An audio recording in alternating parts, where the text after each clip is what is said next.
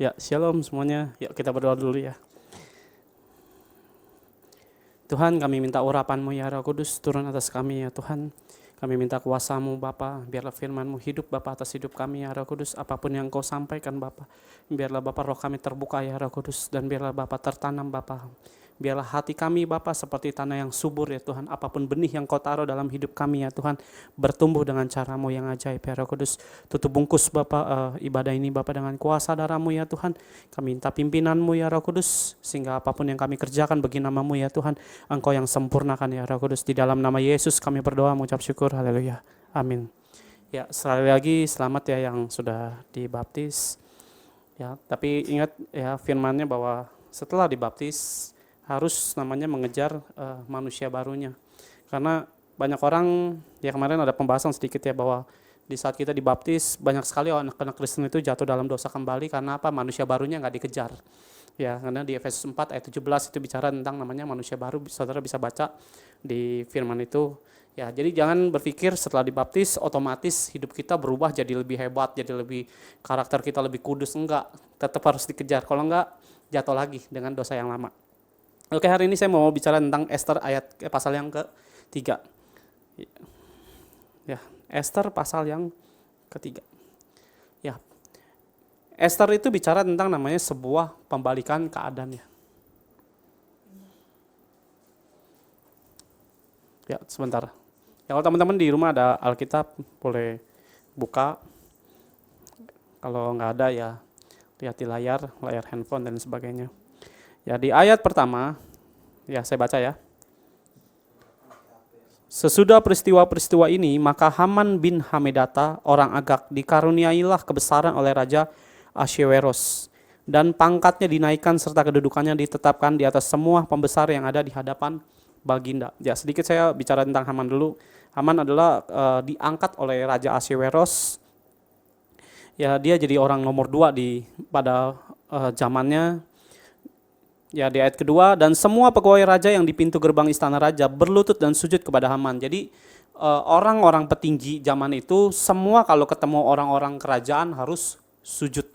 Itu aturan ataupun undang-undang dari pemerintahan Raja Ahasweros ya. Jadi orang penting di sana itu semua harus sujud. Perhatikan ya kata sujud. Saya lanjut. Sebab demikian diperintahkan raja tentang dia, tetapi Mordekai tidak berlutut dan tidak sujud. Ya. Jadi di ayat kedua ini semua pegawai raja yang bawahan ya, ketemu petinggi kerajaan Raja Ahasweros ataupun ketemu Haman, semuanya harus berlutut dan sujud kecuali Mordekai. Di ayat 3 saya lanjutin dulu ya, nanti saya jelasin. Maka para pegawai raja yang di pintu gerbang istana raja berkata kepada Mordekai, "Mengapa engkau melanggar perintah raja?" Ya. Ada banyak sekarang nanti di depan, saya nggak tahu harus nyampein ini, saya juga nggak ngerti firmannya kenapa harus ngomongin ini, karena saya dari tadi tuh sebenarnya nyariin firman, nggak ketemu-temu, Tuhan mau ngomong apa, saya juga bingung, baru di pukul 2:30 baru Tuhan kasih ayatnya ini. Ya, jadi orang nanti akan banyak di depan itu tentang namanya sujud menyembah yang dari Tuhan dengan yang tidak dari Tuhan. Kenapa Mordekai tidak mau sujud di hadapan Haman? Ya, sekalipun mungkin Raja Ahaswerosnya juga mungkin dia nggak akan sujud. Ya, karena zaman dulu ya pemerintahan daripada bangsa Israel, orang Yahudi hanya boleh sujud itu di hadapan Allah. Ya, karena ada ayatnya yang dalam 10 hukum Taurat itu, janganlah engkau menyembah Allah-Allah lain. Nah, orang Yahudi tidak mau menyembah ya orang-orang yang tentunya yang mengikuti firman ya. Kalau orang yang nggak mengikuti firman maksudnya dengan ikutin aturan yang taat di hadapan Tuhan, dia mungkin akan ikut sujud. Nah, di dalam pemerintahan sekarang ini ataupun di dunia ya, ini masuk masa akhir zaman, masa di mana pemerintahan elit global dan sebagainya sudah masuk dalam ke seluruh dunia dengan aturan-aturan nanti yang dibuat oleh ya si haleluya itulah ya, si Tante Lucy itu ya. Nah, nanti ada masa yang dimana saudara akan sujud dengan aturannya dia atau tetap sujud dengan Tuhan. Nah, ini di masa pemerintahan ini akan namanya sebuah penentuan saudara hidup sebagai orang Kristen yang memilih tunduk kepada pemerintahan dunia atau pemerintahan Tuhan. Ya, jangan berpikir, oh saya nggak akan sujud dengan pemerintahan yang kayak begitu. Nyatanya waktu zamannya suntik menyuntik, banyak orang yang tunduk sujud dan beralasan bahwa tunduklah sama pemerintah. Dan Tuhan berbicara adalah waktu hal ini tak sampaikan gitu ya, maksudnya kita bergumulin tentang ayat ini, Tuhan tuh bilang begini, tunduklah dengan pemerintah itu betul. Tapi kerajaan Tuhan di atas pemerintahan dunia. Kamu harus lebih tunduk dengan kerajaannya dia. Ya, jadi pemerintahan Tuhan itu bicara apa, kamu yang harus ikuti. Nah, di sini jangan sujud dengan aturan-aturan yang daripada dunia. Apapun itu. Ya, karena kita sebagai orang Kristen akan namanya ketemu dalam situasi yang dimana saudara akan diperhadapkan dengan aturan begini. Kita hidup dalam kekristenan, mau nggak sujud dengan aturan dunia? Sedangkan misalnya orang Kristen tidak boleh ngikutin aturan seperti itu. Contohnya ya, misalnya berbohong lah yang paling gampang lah. Orang dunia bilang berbohong boleh nggak? Menurut saya boleh. Karena ada perkataan yang bilang begini, bohonglah dikit-dikit demi kebaikan juga boleh. Kan ada perkataan kayak begitu kan. Tapi di hadapan Tuhan, bohong ya boleh, nggak boleh, nggak boleh. Apapun alasannya, mau demi kebaikan kayak, mau segala macam kayak, tetap harus diluruskan bahwa kebenaran Tuhan tetap harus yang terutama. Nah, di sini Mordekai tidak mau sujud karena apa? Dia pegang kuat akan semua firman Tuhan yang dilepaskan oleh Tuhan kepada Musa. Musa menyampaikan kepada rakyat Israel. Nah, saudara nanti sebagai orang Kristen akan menghadapi titik ini. Nggak tahu di depannya, nggak tahu berapa tahun lagi ke depan. Ya, di mana firman ini dilepaskan, ini untuk mengingatkan kita ya, bahwa nanti akan ada masa namanya pemerintahan yang mengerikan, supaya kita jangan sujud menyembah dengan aturan-aturan tersebut yang mendukakan Tuhan kita. Di ayat ketiga, maka para pegawai raja yang di pintu gerbang istana, raja berkata kepada Mordekai, mengapa engkau melanggar perintah raja? Ya, jadi kalau saudara mau mengikuti aturan yang Tuhan main di dalam setiap kehidupan saudara, mulai itu dari yang kecil, nggak bisa misalnya kita langsung ketemu dengan case kasus yang kayak kemarin ya, suntik menyuntik ya, kita ada yang pro, ada yang enggak. Saya juga nggak suntik ya, saya nggak pro dengan suntik. Ya, jadi ada beberapa orang-orang yang setelah disuntik sekarang mengalami namanya penyesalan yang luar biasa. Kemarin minggu lalu ada temen ya, kerabat kita lagi hamil, keguguran, dan ya beberapa dari teman-teman juga ngomong kalau disuntik rata-rata kebanyakan keguguran. Karena apa? Waktu awal dia mau disuntik sebenarnya awalnya dia nggak mau. Tapi karena aturan dunia harus begini. Jadi dia mau nggak mau diikutin. Karena nanti nggak bisa ke mall, nggak bisa begini. Sekarang bisa-bisa aja semuanya. Ya, keburu nafsu, suntik, dan sekarang menyesal. Ya, tapi ingat ya, yang tidak disuntik nggak boleh menghakimi Tuhan. Nggak boleh menghakimi orang yang disuntik. Karena apa? Banyak sekali saya ngeliat di sosial media ya, orang saling menghakimi satu dengan yang lain. Ya, Roh Kudus tuh pernah kasih tahu saya begini ya, waktu saya lagi berdoa. Sekarang orang Kristen itu lebih sering menghakimi anak-anak Tuhan satu dengan yang lain. Saya bilang, kenapa Tuhan? Yesus 2000 tahun yang lalu, dia lahir, mati di kayu salib, bangkit dan naik ke sorga. Sampai hari ini aja belum menghakimi kita. Sampai detik ini aja belum menghakimi kita. Orang Kristen, udah, lu disuntik pasti masuk neraka lu. Saya bilang, lu lebih dari Tuhan. Saya bilang. Ya, masalah orang ke neraka ke sorga bukan dari mulut kita ataupun keputusan kita. Ya, jadi sebatas saudara itu ada batasan, saudara jangan sampai melebihi apa yang Tuhan lakukan ya. Jadi Tuhan belum lakukan, kita udah lakuin, wah itu luar biasa. Makanya jangan sampai kita jadi penghakim yang ujungnya justru kita juga dihakimi sama-sama dihakimi nanti. Ya, jadi di ayat ketiga, pegawai raja yang di pintu gerbang istana raja berkata kepada Mordekai, mengapa engkau melanggar perintah raja? Ya, ini yang saya mau kasih tahu. Pada masa ini saudara harus latihan dulu untuk namanya mengikuti aturan-aturan Tuhan itu dari yang terkecil, bukan yang terbesar. Kalau yang kecil aja nggak lulus, yang besar mustahil saudara bisa lewati. Ya, contoh yang paling gampang. Ya saya pernah ditegur Tuhan eh, naik motor. Ya waktu saya naik motor, eh, saya sering kali lawan arah 3 tahun yang lalu. Sering banget saya lawan arah. Sering lawan arah. Jadi kalau saya nggak lawan arah, muternya jauh. Ya, orang kalau lawan arah biasanya begitu alasannya, muternya jauh. Jadi kalau lawan arah cepet katanya. Ya. Bisa aja cepet mati juga, ketabrak atau apa. Dan kita nggak tahu. Namanya melanggar itu pasti ada resikonya.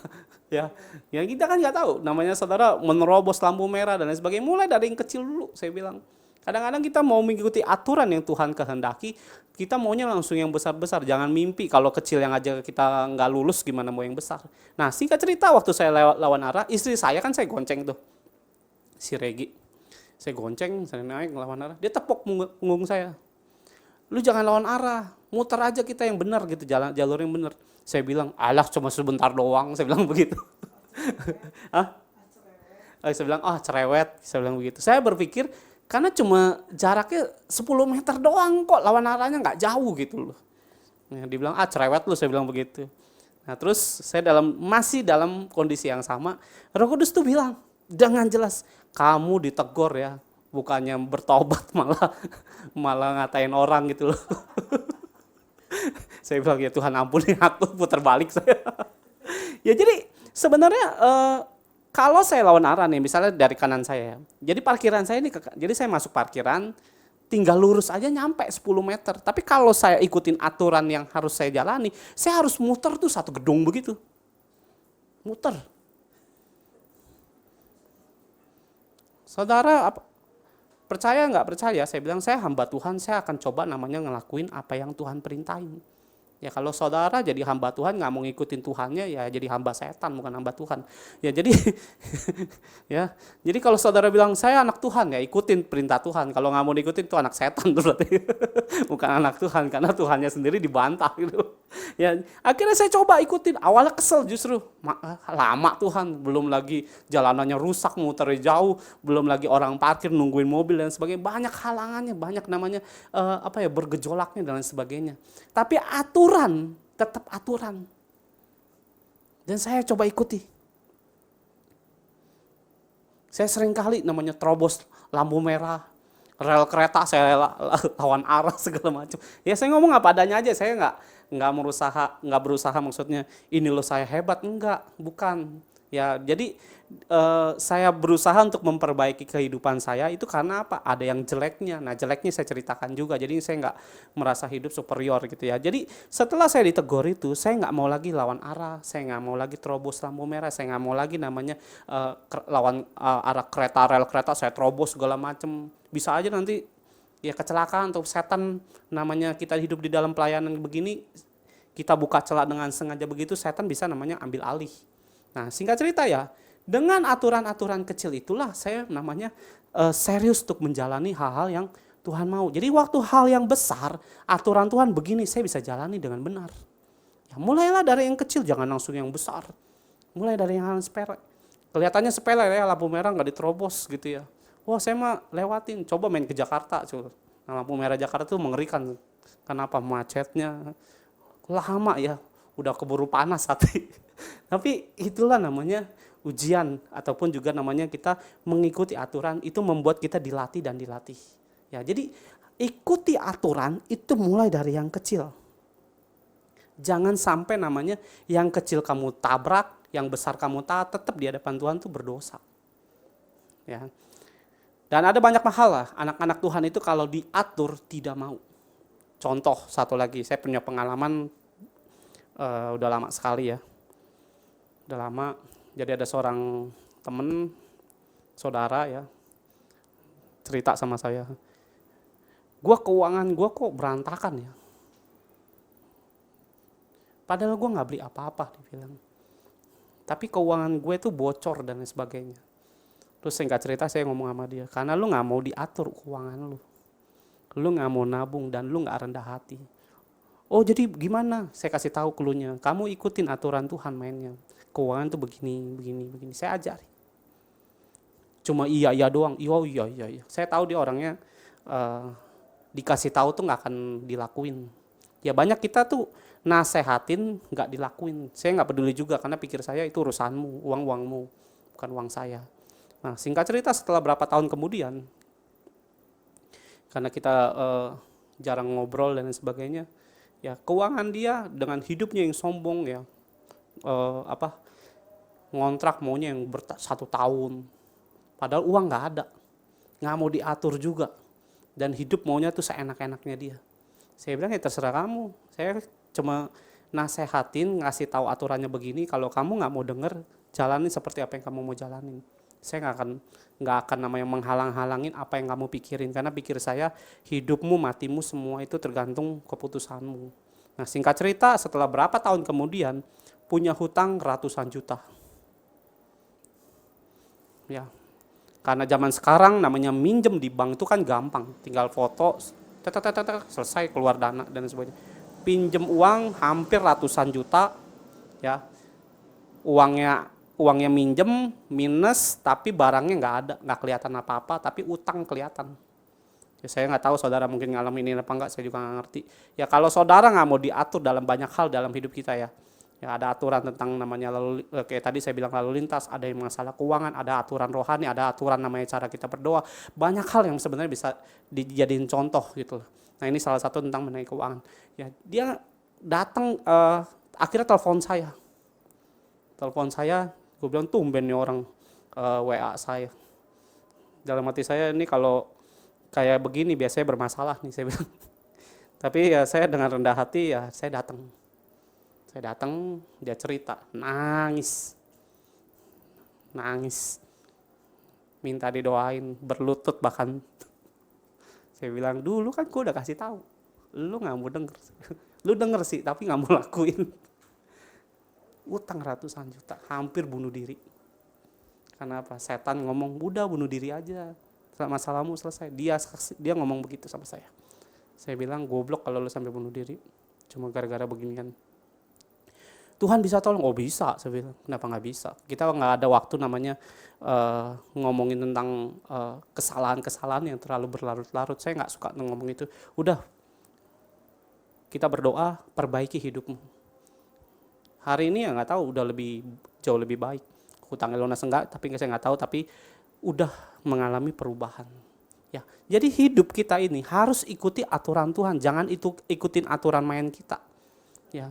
Kalau saudara mau ikutin aturan main kita, ujungnya kebanyakan ya yang saya temui ya, mau pengusaha kayak, mau orang kaya, orang miskin kayak, semua saya melihat kalau udah miskin mah nggak usah diatur lah keuangannya ya, perlu dicari yang banyak. Ya, kebanyakan justru dia mengalami kesulitan waktu di ujung setelah dia memutuskan hidupnya dengan caranya sendiri, dengan aturannya sendiri. Ya kemarin juga belum lama, ya saya khotbah. Disuruh Tuhan ngomongin tentang perintah, peraturan, dan ketetapan. Saya ngomongin itu. Saya bilang, ini main tambang, saya bilang begitu. Jangan sogok, saya bilang begitu. Tapi di dunia pertambangan harus sogok menyogok. Wah terserah dah, lu mau sogok nggak sogok, pokoknya gue cuma nyampein, habis itu gue pulang. Terserah, lu mau sogok nggak sogok, pokoknya cuma nyampein. Ya batas saya cuma nyampein ya, uangmu bukan uang saya gitu loh. Ya, saya bilang jangan sogok menyogok, perintah Tuhan A, B, C, D, ya kamu mau lakuin gak lakuin itu urusanmu, saya bilang begitu. Ya singkat cerita dia jalani semua segala macam, ketemu investor dan lain sebagainya, dia taruh duit 300 juta, ya saya nggak tahu waktu itu karena nggak diceritain. Sekarang apa 300 juta nyangkut, karena dia pikir buat nyogok orang bank. Saya bilang kan saya ngomong sama Regi, saya bilang ya kan udah dikasih tahu. Tuhan ngomongnya ini, jangan dilanggar. Dia langgar ya uang hilang, 300 juta. Terus minta lagi 200 juta untuk namanya nyogok lagi supaya dana dari pihak bank itu mau dikeluarin, ternyata dimanipulasi sama orang tersebut. Karena apa? Ada perkataan sogok orang itu, orang bank. Saya bilang hati-hati dengan itu. Lah kalau orang tambang kan pada main kayak begitu, jangan bahasanya disogok, diganti. Kalau memang dia ada dalam pekerjaan, kasih dia upah, bukan sogok.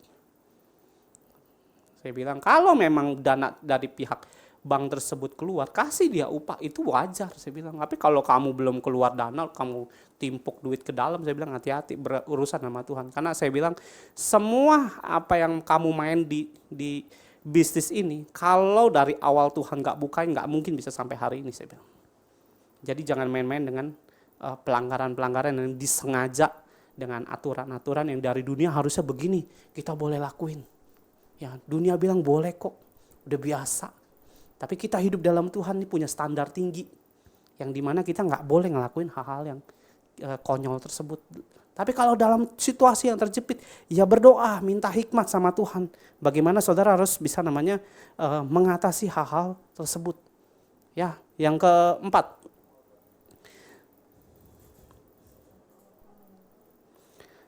Setelah mereka menegur dia berhari-hari dengan tidak didengarnya juga, maka hal itu diberitahukan merekalah kepada Haman untuk melihat apakah sikap Mordekai itu dapat tetap, sebab ia telah menceritakan kepada mereka bahwa ia orang Yahudi.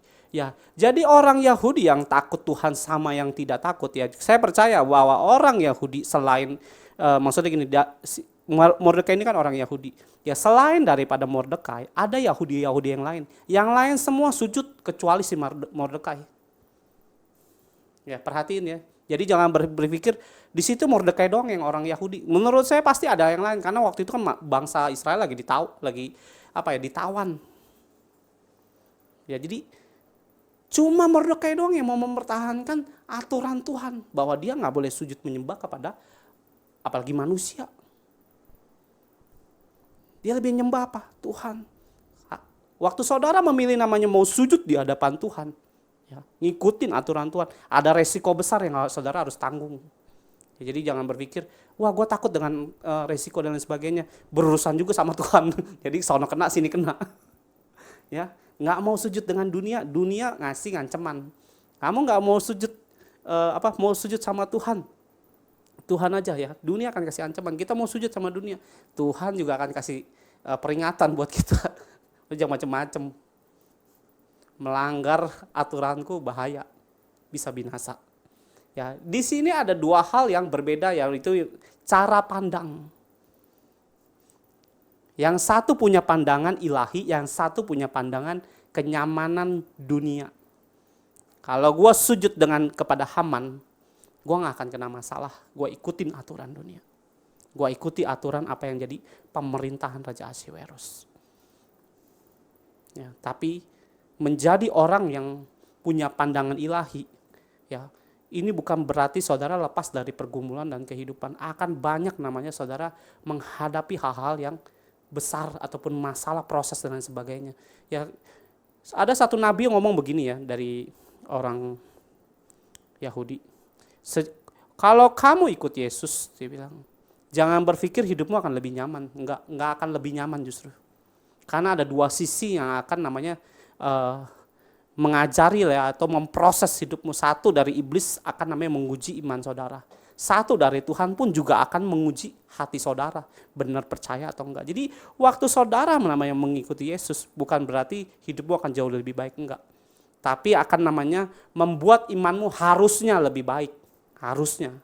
Tergantung nanti respon dan cara pandang saudara. Nah, cara pandang inilah yang saudara harus perhatikan, bahwa di dalam kehidupan saudara dengan cara pandang yang salah, ujungnya juga binasa. Karena kemarin kayak misalnya orang bisnis ya dengan uang sekian, uang terakhirnya dia dengan bukan uang sedikit saudara, uang yang cukup lumayan besar. Dia berpikir, dengan bisnis begini, masa tua gue bisa pensiun dengan enak dan sebagainya. Tapi ternyata apa? Ketipu, mati orangnya, dan ketipu sekian juta, stres, mau bunuh diri juga. Hari-hari ini saya sering banyak dengar namanya orang bunuh diri, mau mati, mau ini, mau itu dan lain sebagainya. Ya, jadi uang saudara atau kekuatan saudara nggak ada jaminannya untuk namanya saudara itu bisa safety kalau di luar Tuhan. Ya, cara pandang kita bisa belajar di kejadian.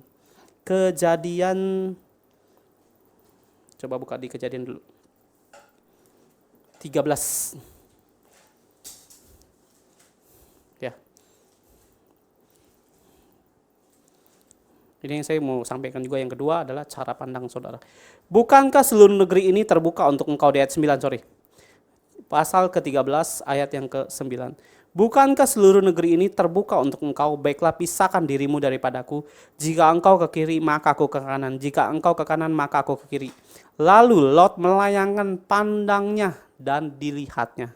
Ya, jadi di sini cerita tentang Abraham dan Lot karena punya harta yang begitu banyak, ya domba-domba yang begitu banyak, disuruh ya karena gembala dari Abraham dan Lot sama-sama berantem.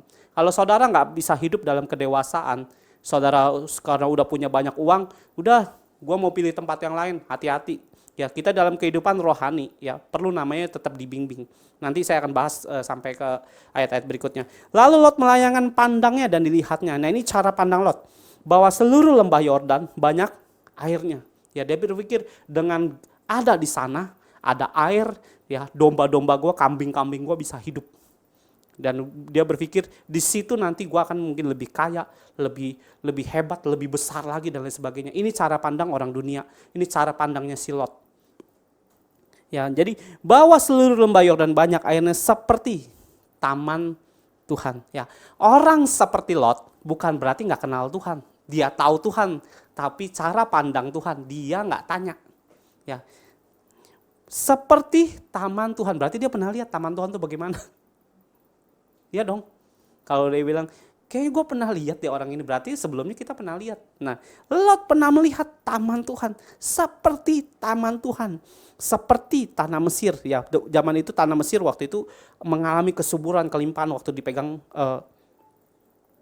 Oke, saya nggak bahas Mesir ya. Sampai ke Zoar. Hal itu sebelum Tuhan memusnahkan Sodom dan Gomora, ayat 11. Sebab itu Lot memilih baginya seluruh lembah Yordan itu, lalu ia berangkat ke sebelah timur dan mereka berpisah. Ayat 12, Abram menetap di tanah Kanaan, tetapi Lot menetap di kota-kota lembah Yordan dan berkemah di dekat Sodom. Adapun orang Sodom sangat jahat dan berdosa kepada Tuhan. Kalau saudara nggak memilih namanya apa yang menjadi cara pandang Tuhan, saudara akan menemui hal yang celaka. Kota yang dimana Lot pilih adalah kota orang-orang yang dibenci Tuhan sebenarnya. Di situ di zaman itu orang ya Sodom itu maksudnya kayak orang sodomi. Nah, sodomi itu bahasanya muncul dari Sodom. Dari kota inilah muncul namanya perzinahan sesama jenis, ya sesama jenis. Ya, sesampai di sini saya coba sharing sedikit ya. Saya nggak tahu ya, saya belum dapat mimpi yang begitu jelas. Tapi beberapa hari yang lalu saya mimpi Tuhan kasih lihat saya ini tentang dunia perzinahan. Ya, saya nggak tahu saudara, saya menyampaikan ini sebenarnya belum fix pastinya bagaimana, tapi saya kasih bayangannya buat saudara. Akan namanya nanti di depan saya nggak tahu ya. Tapi ini yang saya mau sampaikan, akan banyak namanya orang-orang itu jatuh dalam perzinahan lebih hebat lagi daripada sekarang. Nah, saudara perlu namanya proteksi diri. Ya, minta urapan Tuhan, minta kuasa Tuhan, terus bangun keintiman sama Tuhan. Karena saya melihat bahkan anak-anak kecil itu, maaf ya, dipakai. Dalam mimpi saya melihat itu semua, saya bilang kok mengerikan begini Tuhan. Karena menurut saya mimpi yang saya terima ini semua, kenapa saya bilang ini bisa dari Tuhan? Karena ada sesuatu yang saya bisa tangkap, oh ini visi yang di depan nih akan terjadi. Ya, jadi saya nggak ngerti nanti yang di depan tuh bagaimana. Saudara juga yang punya anak, doakan dan lain sebagainya, jangan sampai ya jatuh dalam hal-hal yang Tuhan kasih lihat. Ya, dalam dunia perzinahan ini menurut saya akan lebih mengerikan di depan. Ya, jangan sampai kita ini dapat saya udah ngingetin ya gitu, jangan sampai kita tuh masuk jadi bagiannya. Ya, entah sesama jenis dan sesama jenis. Pokoknya saya lihat tuh banyak orang jatuh dalam dunia perzinahan. Dan di ayat berapa tadi? 10 ya. Lalu Lot melayangkan pandangnya dan dilihatnya bahwa seluruh lembah Yordan banyak air seperti taman Tuhan, seperti tanah Mesir sampai ke Zoar. Hal itu sebelum Tuhan memusnahkan Sodom dan Gomora. Ya, jadi saudara perhatikan di dalam kehidupan saudara itu, jangan sampai saudara itu memilih apa yang menurut pandangan saudara sendiri. Tadi saya cerita bahwa ada pengusaha bisnis sama orang ini, ternyata orang ini mati dan dananya itu akhirnya dia kayak merasa ditipu dan sebagainya, uangnya nggak kembali. Karena apa? Tidak berdoa. Setelah mengalami itu semua, kenapa saya nggak kenal Tuhan terlebih dahulu? Saya bilang ya bersyukur aja lah ngalamin begitu. Kalau nggak mengalami begitu nggak kenal Tuhan juga, saya bilang. Tapi kalau saya punya uang dengan yang banyak, saya akan namanya memilih jalannya Tuhan. Belum tentu, saya bilang. Malah bisa lebih jauh daripada apa yang sebelumnya saudara kenal dengan Tuhan. Ya, jadi jangan berpikir meninggalkan apa yang menjadi urapanmu, meninggalkan apa yang menjadi kekuatanmu sebelumnya, ya, dengan kekuatan itulah, dengan keintimanmu dengan Tuhan, dengan dulunya kita berdoa dengan kuat, ya, saudara bisa diberkati secara ajaib. Dengan berkat yang besar itu saudara mulai jauh daripada namanya keintiman saudara dengan Tuhan. Kenapa? Sibuk. Lot meninggalkan Abraham. Saya tanya, yang kenal, yang dekat sama Tuhan tuh Abraham apa Lot? Abraham. Lot diberkati karena nempel sama orang yang diurapi. Dia nempel sama orang-orang yang takut Tuhan. Abraham diberkati, dia kena impartasinya, kena imbasnya ibaratnya. Kenapa? Dia pasti juga hidup takut akan Tuhan. Karena Abraham juga pasti nggak mungkin kita, ya, kalau saudara hidupnya tukang bohong, ketemu orang yang hamba Tuhan, takut Tuhan, pasti diomelin terus. Lu bohong orang mulu, pasti diomelin. Ya, dengan saudara dekat sama orang yang diurapi, otomatis saudara kita juga mengikuti namanya rasa takut Tuhan itu yang ada pada hamba Tuhan itu. Saudara juga akan mengikuti dan belajar dari orang tersebut. Ya, jadi Lot memilih keluar dari tudungnya sendiri. Ini yang bahaya. Saudara kenal Tuhan, ada proses yang saudara harus jalani. Proses itu bukan dari hamba Tuhan, ya. Proses itu bukan dari ajaran hamba Tuhan A, B, C, D, aliran ini, aliran ini, enggak ada. Proses itu datangnya dari Tuhan sendiri yang ngajari. Kalau saudara lagi dalam situasi lingkungan dimanapun saudara lagi berada, ya, lihat proses Tuhan tuh lagi mau ngapain sama kita. Saudara kerja di kantor, saudara kerja di manapun, ya, ada situasi yang dimana kok saya mengalami gesekan, saya mengalami begini dan sebagainya. Kalau ada hal-hal yang tidak enak, bukan berarti itu otomatis kita berpikir hidup kita kok nggak enak. Enggak, ada sesuatu yang lagi Tuhan mau ajari dengan hidup saudara. Ya, karakternya mungkin lagi digesek Tuhan. Untuk supaya apa? Nanti di bawah Tuhan jadi pemimpin yang besar dengan hati yang benar, bukan hati yang gampang digesek, marah dan gampang tersinggung dan lain sebagainya. Ujung-ujungnya Tuhan nggak bisa pakai orang kayak begitu. Ya, jadi balik lagi saya ke Lot. Ya, jadi Lot keluar daripada tudungnya sendiri, ya, dengan apa yang Tuhan mau kasih lihat. Dan memilih apa yang bukan daripada Tuhan, dan dia nggak bertanya sama Tuhan. Dan di ayat manapun, ya, di dalam firman ini tidak ada satupun perkataan Tuhan berfirman kepada Lot, nggak ada. Kenapa? Lot nggak hidup dalam takut akan Tuhan.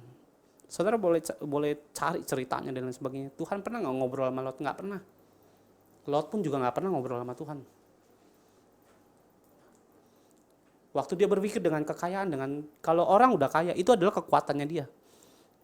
Ya, tergantung saudara, kalau misalnya saya takut Tuhan, kekayaan saya udah saya anggap itu kayak nggak ada apa-apanya. Kekuatan saya tetap Tuhan. Kita harus berlaku hidup seperti itu. Ya, di saat dia keluar dari aturannya yang Tuhan, Lot memilih jalannya sendiri. Lot tidak berdoa, Lot tidak punya hubungan intim dengan Tuhan. Tidak ada firman Tuhan kepada Lot. Tapi Lot pernah dijumpai seorang malaikat. Itu pun juga apa? Karena Abraham, bukan karena malaikat mau sengaja ketemu Lot. Karena apa? Ada hubungan saudara aja yang membuat Tuhan itu menghargai Lot. Keluar lu dari kota ini. Ini kota pengen gua hancurin, kata Tuhan. Kata malaikat Tuhan. Karena apa? Nyawanya yang pengen diselamatin. Hartanya mah bodo amat Tuhan. Karena bagi Tuhan tuh harta gak penting. Yang penting kamu bertobat dan selamat dengan utuh. Sama kita, Tuhan juga gak, Tuhan, ya, ada orang berpikir ikut Tuhan itu pengen kaya raya. Saudara kalau berpikir seperti itu, wah, jangan ikut Tuhan deh. Tuhan tuh mati di kayu salib bukan untuk namanya supaya kita kaya raya, tapi supaya kita selamat. Sama seperti malaikat ini ketemu Lot, bawa apa? Lot sama istrinya aja, sama anak-anaknya. Yang lainnya semua ditinggal.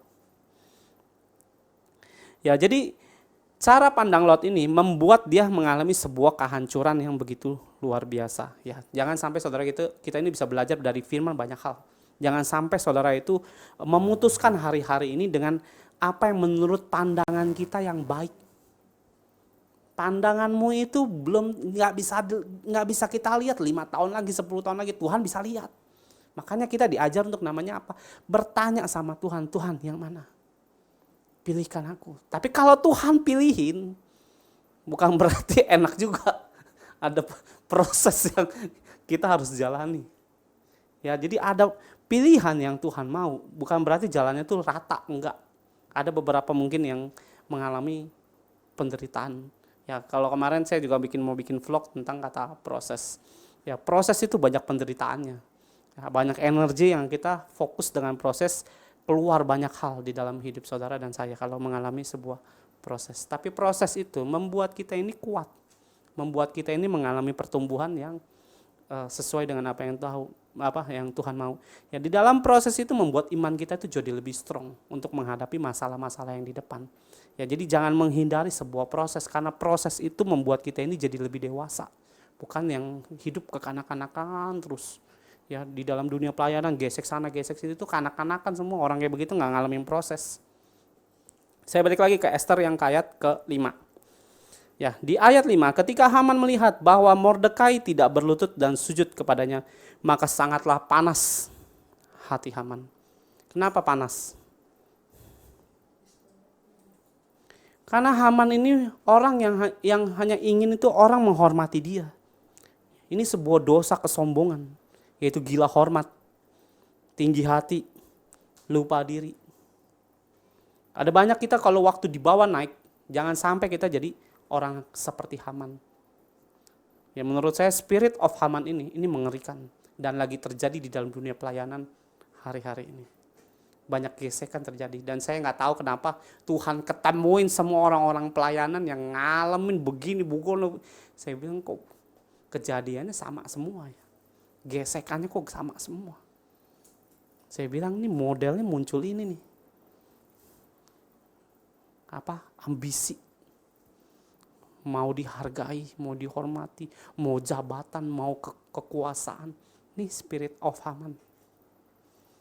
Dia mau orang mandangin dia. Saya nggak mau pelayanan yang nggak dilihat orang, kayak dulu Regi bilang, saya mau pelayanan nggak mau jadi pendoa, saya mau jadi WL yang dilihat banyak orang. Kalau dengar ceritanya begitu, nggak mau di belakang layar, jadi pendoa nggak dilihat orang, apa segala macam. Saya maunya yang dilihat orang. Gampang, bakar rumah orang pasti dilihatin kok sama orang. Ya, ini bercanda. Ya, jadi ini menurut saya spirit of Haman itu apa? Yang mau dilihat orang, dihormati oleh manusia. Kalau saudara ada hal itu di hati saudara, walaupun mungkin skalanya kecil, hati-hati. Kenapa? Haman ujungnya jatuh. Haman ujungnya mengalami namanya kematian mengerikan. Dari yang jabatan tinggi, ya orang nomor 2 di kerajaan Ahasweros, nyungsep. Nah, ini jadi kerajaan Persia ya. Di ayat yang ke-6, tetapi ia menganggap dirinya terlalu hina. Nah, makanya nih, kalau orang sombong tuh ya begitu. Maunya yang dilihatnya tuh luar biasa. Dia bunuh satu orang tuh terlalu hina bagi gua, kalau gua cuma bunuh ini mah semut katanya. Tetapi ia menganggap dirinya terlalu hina untuk membunuh hanya Mordekai saja. Karena orang telah memberitahukan kepadanya kebangsaan Mordekai itu. Jadi Haman mencari, mengikhtiar, memunahkan semua seluruh orang Yahudi, yakni bangsa Mordekai itu di seluruh kerajaan Ahasweros. Di ayat 7, dalam bulan pertama, yakni bulan Nisan, dalam tahun yang ke-12 zaman Raja Ahasweros, orang membuang pur, yakni undi, di depan Haman, hari demi hari dan bulan demi bulan, sampai jatuh pada bulan yang ke-12, yakni bulan Adar. Di ayat 8, maka sembah Haman kepada Raja Ahasweros. Ada suatu bangsa yang hidup tercerai-berai dan terasing di antara bangsa-bangsa di dalam seluruh daerah kerajaan Tuanku. Dan hukum mereka berlainan dengan hukum segala bangsa. Dan hukum raja tidak dilakukan mereka, sehingga tidak patut bagi raja membiarkan mereka leluasa. Nah, Haman lagi memujuk Raja Ahasweros. Kenapa saya bilang spirit of Haman? Karena menurut saya banyak orang yang sekarang yang lagi manas-manasin orang. Misalnya dalam dunia pelayanan atau dalam dunia kantor, dia datang ke pemimpinnya. Tuh misalnya si Inka kerjanya nggak bener, si Inka suka korupsi segala macam. Atau dalam dunia pelayanan, tuh lu suka digosipin sama orang begini. Nah, spirit of Haman tuh begini, cuma manas-manasin kerjanya. Karena dia bunuh Mordekai itu, kalau cuma satu orang dia nggak perlu izin Ahasweros. Tapi itu namanya membantai seluruh keluarga, seluruh bangsa Yahudi. Dia perlu otoritas yang besar. Makanya dia harus namanya apa? Menjilat dulu nih si rajanya. Ada berapa banyak orang di dalam kehidupan ini tuh jadi penjilat. Yang kerjanya apa? Manasin orang. Kalau orang yang kayak begitu udah jelas bukan orang rohani. Kerjaannya apa? Menguntungkan dirinya sendiri. Kalau kamu lihat sesuatu teman ataupun orang pelayanan dan sebagainya, ketemu orang model kayak begini, ini ambisi, ini daging. Ujungnya apa? Dia bilang, supaya apa? Dia tuh dilihat bahwa dia tuh orang yang hebat, orang yang luar biasa. Tapi saudara tahu, Tuhan gak lihat tuh lu mau jabatannya apa. Yang Tuhan lihat tuh dalam hati saudara. Kita sering dengar kenapa Tuhan melihat dalam hati. Karena hati gak pernah bohong. Mulut yang suka bohong. Mulut yang suka panasin. Mulut yang suka namanya menjelek-jelekan orang lain. Dia bilang, tuh ada orang Yahudi tuh. Gak ngikutin aturan lu raja. Kurang ajar kan dia kan. Sama. Dia datang ke pemimpin dalam pelayanan. Mungkin dalam kantor. Pak, lu diomongin Pak sama orang itu Pak. Katanya lu makan bakso gak bayar. Misalnya kayak begitu. Wah, kurang ajar tuh, fitnah tuh katanya. Ya, jadi ada spirit of Haman ini. Kerjanya ngapain? Manasin. Orang kayak begini hati-hati. Hidupnya cuma daging. Di ayat yang ke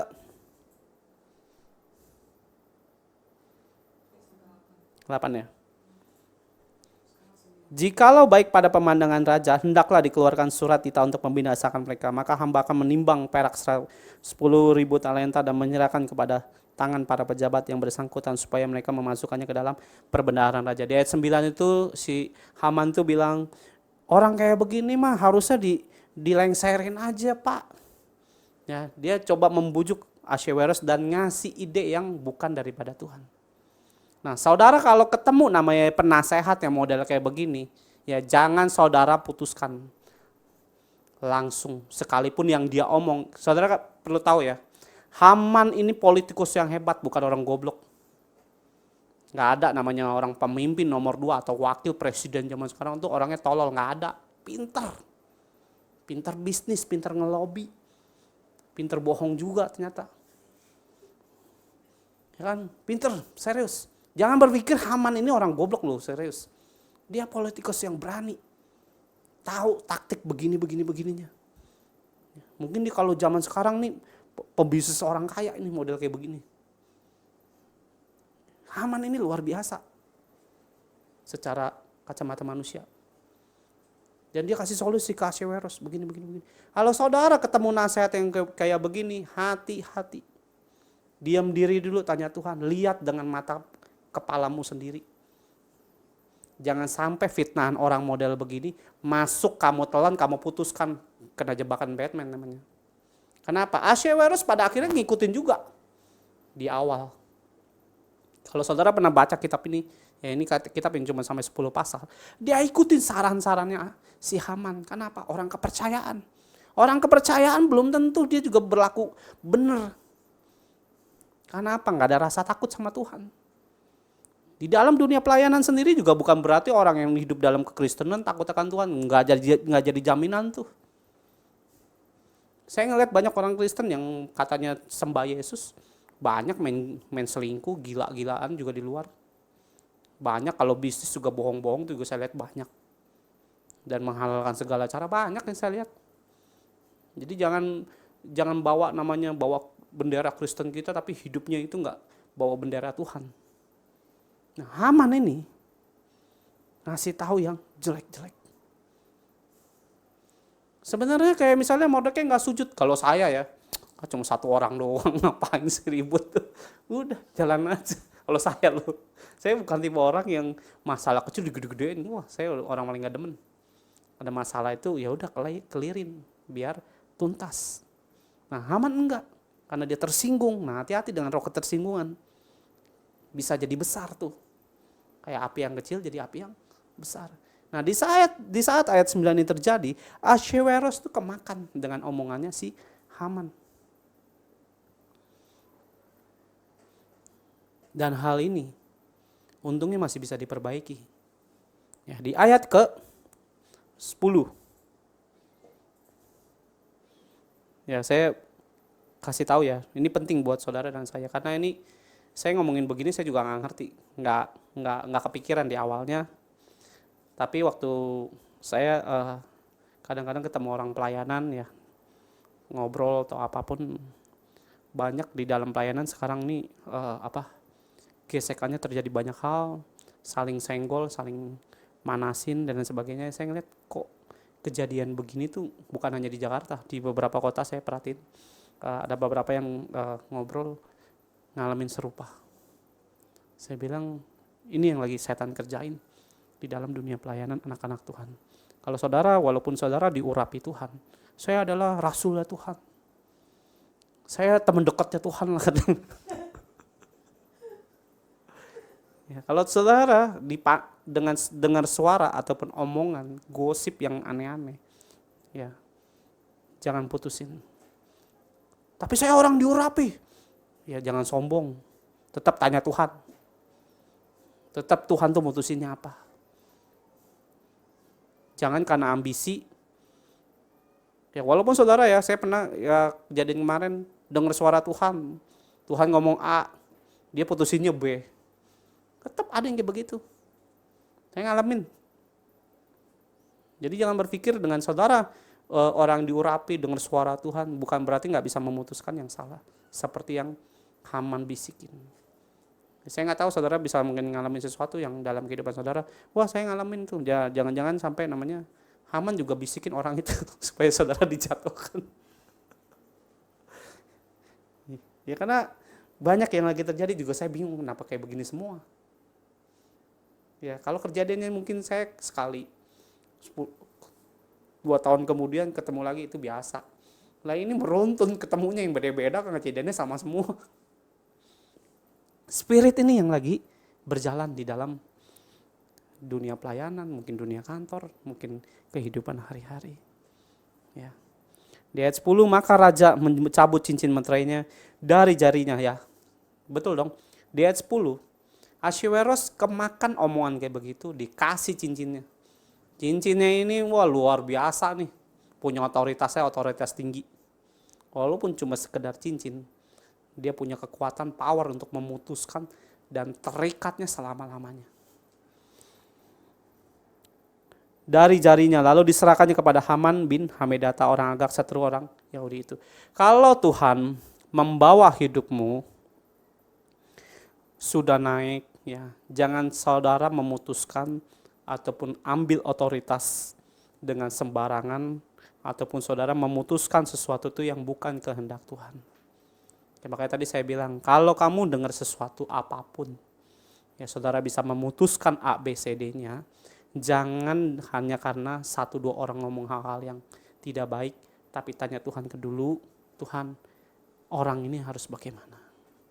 Karena Tuhan itu yang lebih tahu apa yang terjadi dalam kehidupan manusia. Ya, karena manusia sekarang ini hanya mementingkan apa yang menjadi kepentingannya sendiri.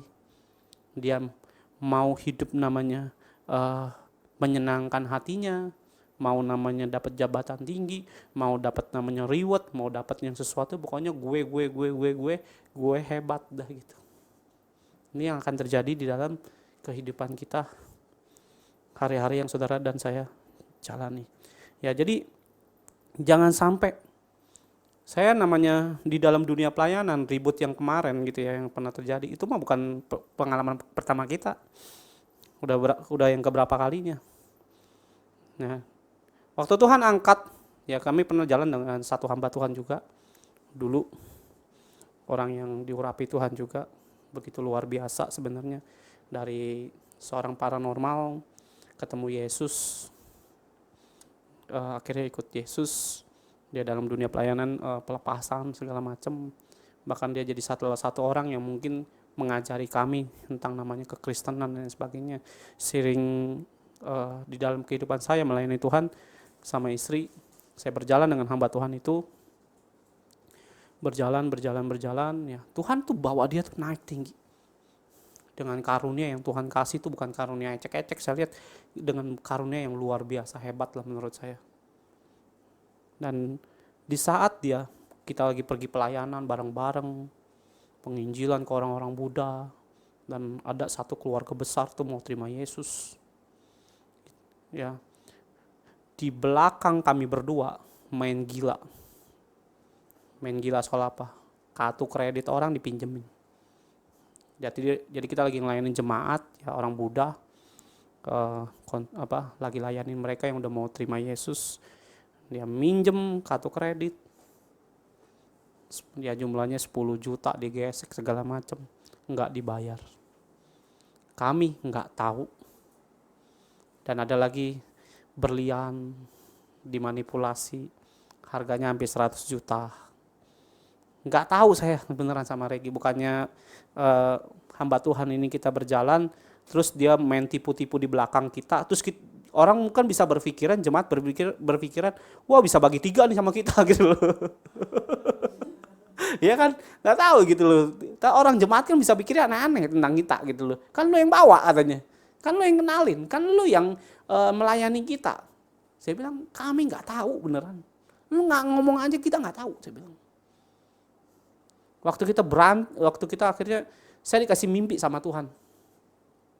Nah ini istimewanya kalau saudara tuh hidup ketulusan, ya ada hal yang menyimpang dari anak-anak Tuhan. Tuhan kasih lihat. Awalnya saya nggak ngerti. Dalam mimpi itu, ya seorang hamba Tuhan ini kita lagi bertiga dalam mimpi itu mau ke suatu kota.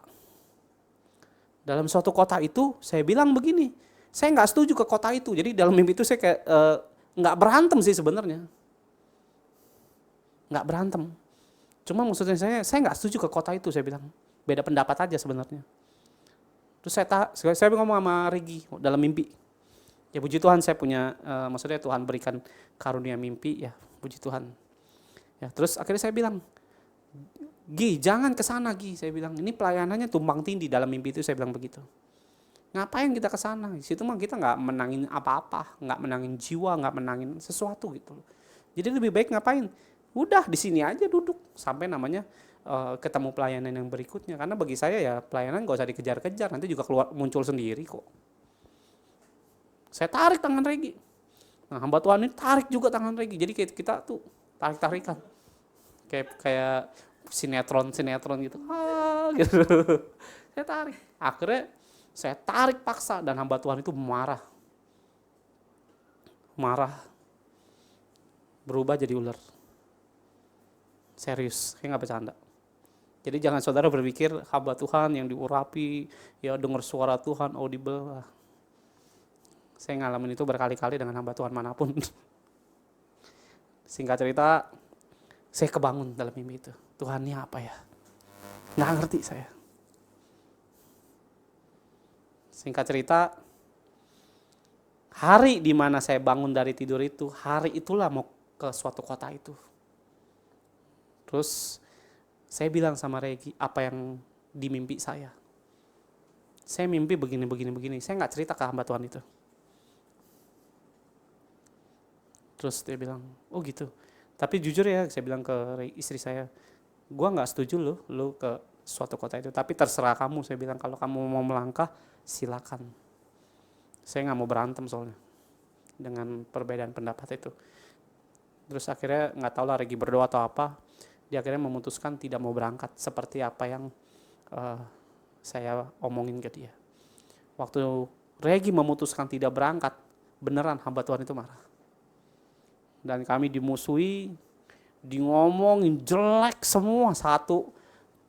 Maaf ya, Jakarta Utara di Kelapa Gading nama kita hancur semua. Diomongin A, B, C, D segala macam. Itu terjadi berapa tahun yang lalu. Itu sempat depresi kita juga. Saya bilang, apa sih yang mau dicari? Gesekan begini. Diomongin dan semua orang yang ketemu hamba Tuhan ini, kita diomongin Regi, diomongin begini, saya diomongin begitu. Semuanya percaya. Dan seperti biasa, kami diem aja, nggak mau ngomong, nggak mau bela diri, nggak mau, biarin aja deh, orang mau ngomong apa, saya bilang. Mau berpendapat apa terserah, saya bilang. Dibilangin cari orang kaya lah, cari inilah, nggak mau layanin orang miskin lah. Saya bilang nggak mau orang miskin, sampai hari ini aja orang miskin semua yang datang juga kita layanin. Bahkan kita yang keluarin berkat kadang-kadang. Ya karena apa? Diberkati kita ya, kita berkati orang lain gitu. Ya sampai ketemu orang-orang miskin pun kita tetap layani. Nah singkat cerita ya, setelah itu barulah boroknya ketahuan semua. Dan orang-orang yang dulu yang bilang kita begini, ternyata waktu dia lihat buahnya, oh buahnya nih bohong ternyata. Dan ketahuan lah akhirnya dari orang-orang yang kaum Buddhis ini ngomong ke kami. Dia minjem kartu kredit kita. Memang lu orang nggak tahu? Nggak tahu, saya bilang. Selama pelayanan keluar dari uang saya, dari uang toko saya bilang. Saya melayani nggak pernah pakai uang kalian, saya bilang. Walaupun kalian memberkati hamba Tuhan itu, kami pun nggak diberkati. Kami tetap keluar duit, saya bilang. Nggak membuat kalian nggak memberkati saya, nggak mau pelayanan, nggak, tetap jalan, saya bilang. Kasih makan, kasih ini, kasih tempat tinggal, ongkos semua saya yang biaya. Waktu itu saya belum punya mobil. Dan biayanya itu mengerikan bagi saya. Cukup besar. Tapi saya nggak pernah mundur dari itu semua. Saya sama Regi nggak pernah mundur. Terus, jalan terus. Mau keluar berapa duit, jalan terus. Nyenangin hati Tuhan tuh perlu pengorbanan. Dan barulah seorang ibu, dia bilang, nih dia nawarin saya berlian begini. Coba bilang, mending cek deh. Daripada nanti ketahuan yang belakang. Beneran 1 tahun yang 2 tahun yang lalu, dia cek yang dia beli sama orang itu, hamba Tuhan ini, palsu berliannya. Harga 100 juta, ditanya ini cuma 20 juta. Ya kalau hamba Tuhan, tukang dagang hati-hati. Ya atau lagi berlian, mas hati-hati, ini kan cek. Ya jangan sampai saudara mengalami namanya tertipu dengan hal-hal yang seperti itu. Hamba Tuhan nggak semuanya itu hidup dalam kebenaran. Ya walaupun orang bilang dia diurapi dan sebagainya, belum tentu. Kadang ambisi itu untuk mendapatkan sesuatu yang apa yang dia inginkan bisa mengalahkan urapan Tuhan. Ya kayak kemarin juga saya sharing dengan seorang ibu. Ya bagi saya itu seorang ibu yang menasehati saya dan lain sebagainya ya. Bagi saya itu baiklah buat saya. Saya punya daging begini bu, roh saya begini, daging saya begini. Saya sharing sama seorang ibu. Lu hati-hati, nanti daging lu bisa mengalahkan apa yang di roh lu.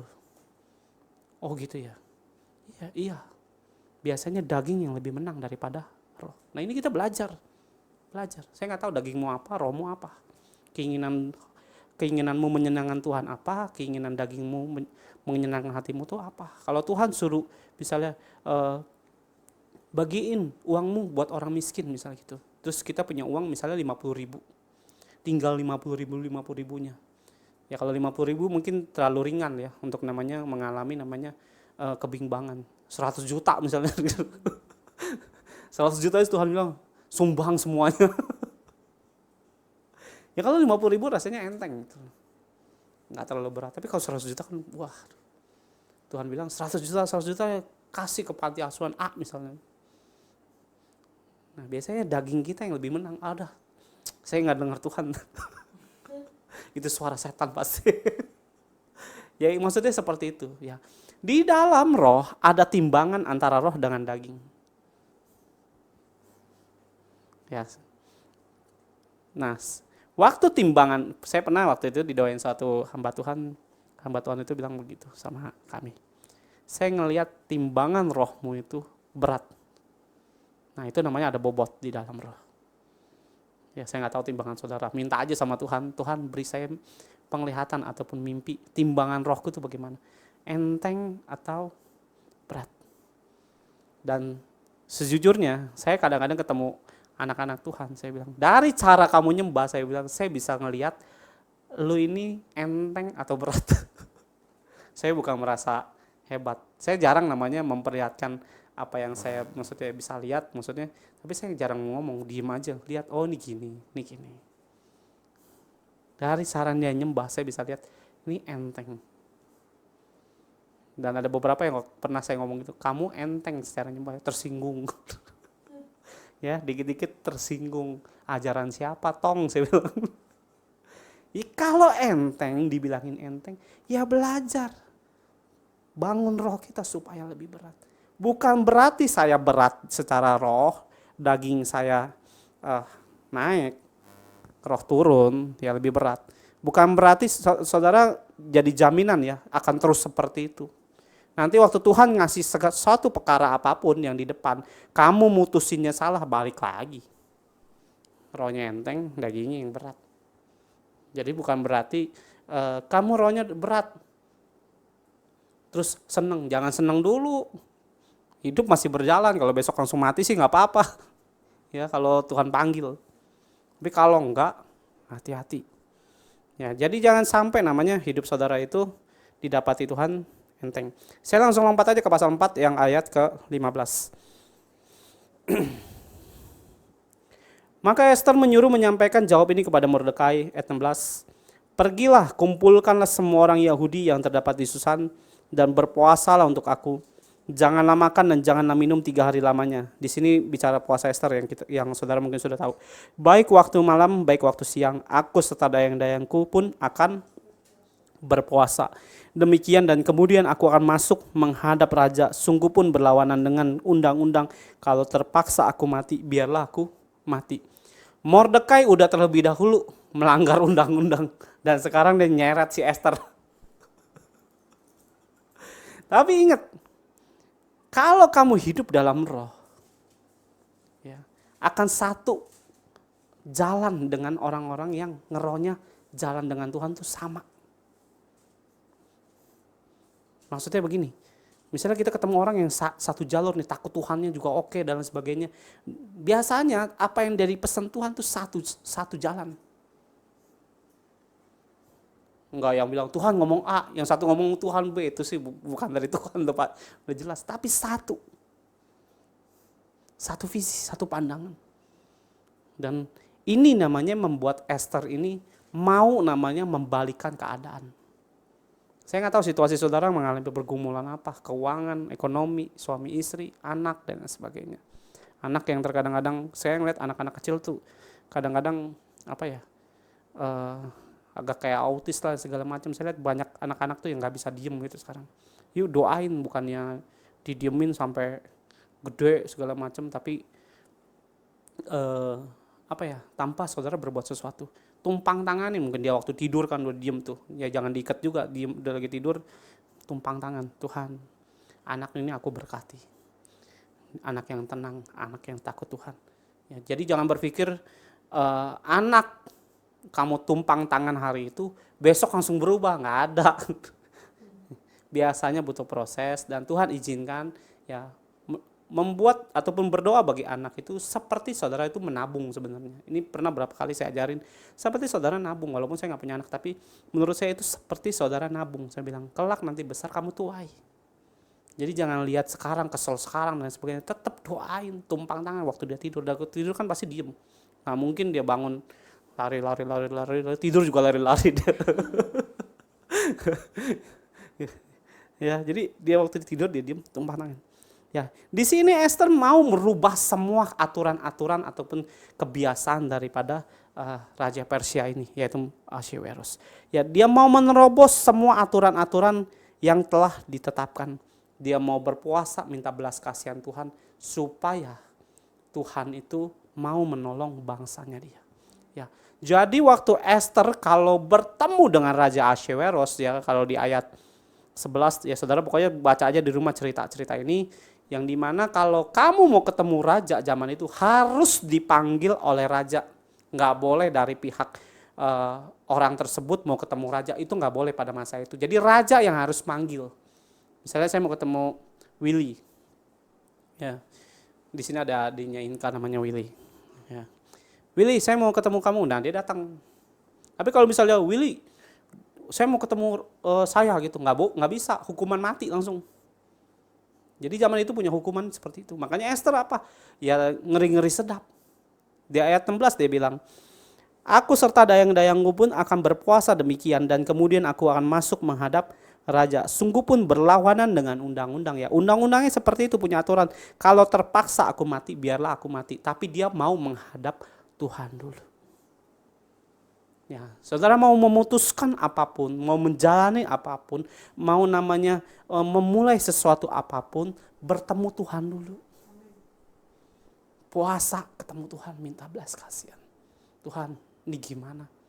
Mati hidupku dalam tangan-Mu. Usahaku bangkrut nggak bangkrut biarlah dalam tangan-Mu. Aku sudah minta pertolongan-Mu, aku sudah bertanya, aku sudah berdoa Tuhan. Biarlah apa yang aku jalani dalam perkenanan Tuhan. Dan Esther masuk dalam perkenanan Tuhan. Waktu Esther datang ke hadapan Raja Ahasveros, dia disambut dengan tongkat raja. Kalau tongkat raja itu diulurkan, berarti dia diselamatkan atau tidak mengalami kematian atau hukum mati. Nah, apa permintaanmu? Ya. Jadi orang yang dalam perlindungan dan perkenanan Tuhan, apapun situasi sekalipun rasanya ini besok bakal mau mengalami kebangkrutan ataupun mungkin mengalami ditagih hutang dan lain sebagainya, tapi dalam proteksi Tuhan semuanya bisa dihalaukan. Bisa dihalaukan.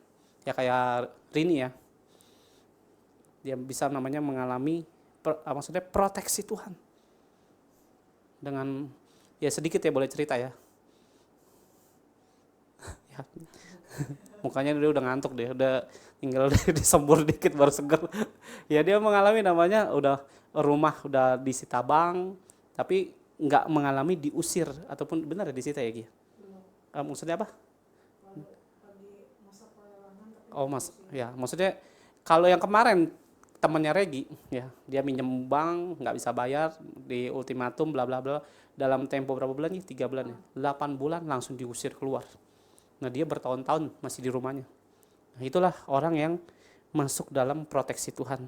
Tapi ingat ya, semua apa yang saudara lakukan itu tetap setia sama Tuhan. Jangan sampai kita berlaku seperti Haman, dibawa naik terus tidak mau Haman ini serius, nggak kenal Tuhan. Walaupun dia mungkin secara dunia dia punya kehidupan tuh oke. Dia punya segala-galanya, apa yang dia punya oke. Tapi hidup tidak takut Tuhan, jadi malapetaka buat hidup seorang Haman. Ya terima kasih, Tuhan berkati.